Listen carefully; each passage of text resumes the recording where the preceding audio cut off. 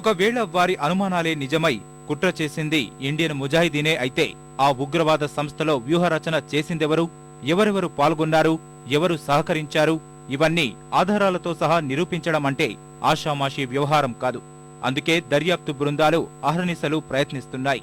Indian Mujahideen కాకుండా నగరంలో కొంత నెట్వర్క్ ఉన్న లష్కరే తొయ్యబా, హుజీ, హిజ్బుల్ ముజాహిదీన్ వంటి సంస్థల ప్రమేయం ఉండొచ్చు అనే కోణంలోనూ దృష్టి సారించారు. పేలుళ్ల మాడ్యూల్ను ట్రాక్ చేసేందుకు సాంకేతిక, శాస్త్రీయ, భౌతిక ఆధారాలు అన్నింటినీ పరిశీలిస్తున్నారు. దేశంలోని వివిధ జైళ్లలో ఉన్న ఉగ్రవాద సంస్థల సభ్యులు, సానుభూతి పరులను ప్రశ్నిస్తున్నారు. తిహార్ జైల్లో ఉన్న మక్బూల్, అతని అనుచరులను విచారిస్తున్నారు. ఎన్కౌంటర్లో చనిపోయిన ఆజం ఘోరీ వద్ద గతంలో బాంబుల తయారీ నేర్చుకున్న మక్బూల్ దేశవ్యాప్తంగా పలువురు అనుచరులకు ఆ పరిజ్ఞానం నేర్పినట్లు దర్యాప్తు సంస్థలు గుర్తించాయి.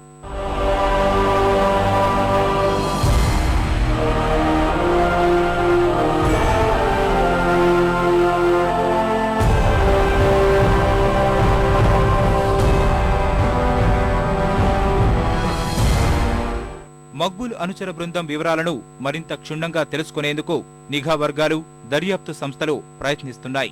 పూణే పేలుళ్లతో ప్రమేయమున్న మక్బూల్ సహచరులు అహ్మద్, షాకీర్లు ఇప్పటికీ పరారీలోనే ఉన్నారు. తిహార్ జైల్లో మక్బూల్తో పాటు పూణే పేలుళ్ల నిందితులందరినీ ఇప్పటికే విచారిస్తున్నట్లు తెలుస్తోంది. ఇండియన్ ముజాహిదీన్ కీలక నేత యాసిన్ గతేడాది హైదరాబాద్ కు వచ్చినట్లు గుర్తించిన పోలీసులు ఎవరెవరిని కలిశారనే విషయాలను ఆరా తీస్తున్నారు.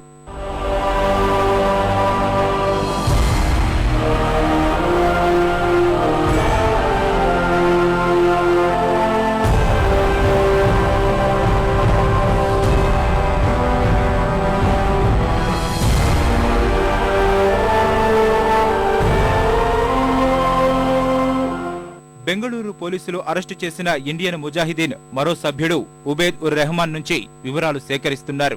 ఇండియన్ ముజాహిదీన్తో లష్కరే తొయ్యబా, హుజీ, ఇతర ఉగ్రవాద సంస్థల సభ్యులు, సానుభూతి పరులను ప్రశ్నించాలని భావిస్తున్నారు. చెంచల్గూడ జైల్లో ఉన్న లష్కరే తొయ్యబా ఉగ్రవాది జియావుల్ హక్ ను విచారించినట్లు సమాచారం. చెర్లపల్లి జైల్లో ఉన్న హుజీ దక్షిణ భారత మాజీ కమాండర్ ఖాజాను ప్రశ్నించాలని భావిస్తున్నారు. అదేవిధంగా దేశవ్యాప్తంగా వివిధ జైళ్లలో ఉన్న ఉగ్రవాద సంస్థల సానుభూతి పరులు, గతంలో మత ఘర్షణల్లో చురుకైన పాత్ర పోషించిన వారిని విచారించేందుకు దర్యాప్తు సంస్థలు రంగం సిద్ధం చేస్తున్నాయి. మక్బూల్తో పరిచయమున్న హైదరాబాద్ కు చెందిన నసీరుద్దీన్, ఆయన అనుచరులను విచారించారు. జాతీయ దర్యాప్తు సంస్థ బృందాలతో పాటు CID, Hyderabad, Cyberabad, counter intelligence విభాగాలకు చెందిన మొత్తం 15 బృందాలు ఈ విచారణలో నిమగ్నమయ్యాయి.